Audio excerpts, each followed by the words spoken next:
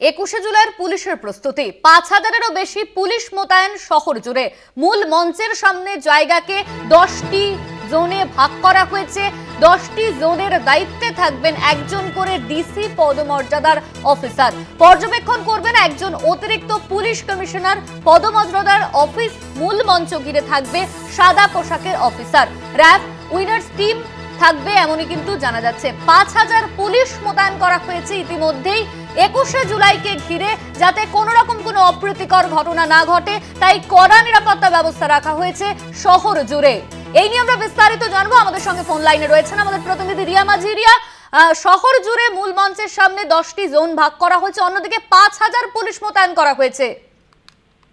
একদমই, দেখো 21শে জুলাই পুলিশি অ্যারেঞ্জমেন্ট যেমনটা জানা যাচ্ছে যে ৫,০০০-এরও বেশি পুলিশ মোতায়েন শহর জুড়ে, এবং মূল যে মঞ্চ হবে সেই মূল মঞ্চের সামনে 10টি জোনে ভাগ করা হয়েছে, এবং এই 10টি জোনের দায়িত্বে থাকবেন একজন করে ডিসি র্যাঙ্কের অফিসার, এবং তাছাড়াও সুপারভাইজিং করবেন একজন অ্যাডিশনাল সিপি র্যাঙ্কের অফিসার, এবং মূল মঞ্চ ঘিরে থাকবে প্লেন ক্লথসে অফিসার, অর্থাৎ সাদা পোশাকে অফিসাররা। র‍্যাব থাকবে, উইনার্স টিম থাকবে, এবং মূল মঞ্চের আশেপাশে মোতায়েন থাকবে 40 থেকে 50 জন কমান্ডো, এবং বিভিন্ন যে হাই রাইজ রয়েছে সেই সমস্ত হাই রাইজ, অর্থাৎ ধর্মতলা চত্বরে যত হাই রাইজ রয়েছে সেই সমস্ত বিল্ডিং এর ওপর থেকে চালানো হবে নজরদারি। এবং 7টি যে বড় র্যালি আসবে, যেটা Shyambazar, Hedua, Hazra crossing, park circus, Howrah station, Sealdah station এবং কলকাতা স্টেশন, এই 7টি র্যালিকে একজন করে এসি র্যাঙ্কের অফিসারের তারা এসকর্ট করবে, এবং তার সঙ্গে 2 জন ইন্সপেক্টর, 4 জন এসআই, 4 জন এএসআই থাকবে বলে কিন্তু এমনটাই জানা যাচ্ছে। এবং 7টি বড় র্যালির সঙ্গে পিসিআর ভ্যান, 1টি বা 2টি করে পিসিআর ভ্যান থাকবে, এবং শহরের বিভিন্ন প্রান্ত থেকে 22টা ছোট র্যালি আসবে। সেই কারণের জন্য পুরো শহর জুড়ে প্রায় ৫,০০০-এরও বেশি পুলিশ মোতায়েন, এবং শহরের গুরুত্বপূর্ণ যে পয়েন্টগুলো সেখানে কিন্তু 10টা জায়গায়, সেরকম গুরুত্বপূর্ণ 10টি জায়গায় পুলিশ পিকেট থাকবে।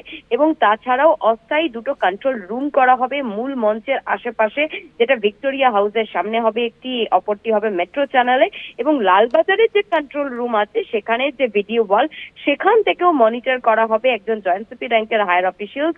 সেই মনিটরিং করবে যাতে কোথাও কোনো অপ্রীতিকর ঘটনা না ঘটে, সেই বিষয়টা নিশ্চিত করার জন্যই কিন্তু পুলিশের ত্রিস্তরীয় নিরাপত্তা। এবং তাছাড়াও যারা বাইরে থেকে আসবেন তাদের যদি কোনো রকম সমস্যা হয় সেক্ষেত্রে অ্যাম্বুলেন্স রাখা রয়েছে 18টি, এবং 36টি May I help you camp, অর্থাৎ অ্যাসিস্ট্যান্স বুথ করা হয়েছে, যাতে কারোর কোনো অসুবিধা হলে সেখানে যদি তারা যায় সেক্ষেত্রে তাদেরকে হেল্প করা হবে ওই ক্যাম্প থেকে। যেমন সেখানে পলিটিক্যাল লিডাররা থাকবে, সেরকম পুলিশের প্রতিনিধিরাও সেখানে থাকবে।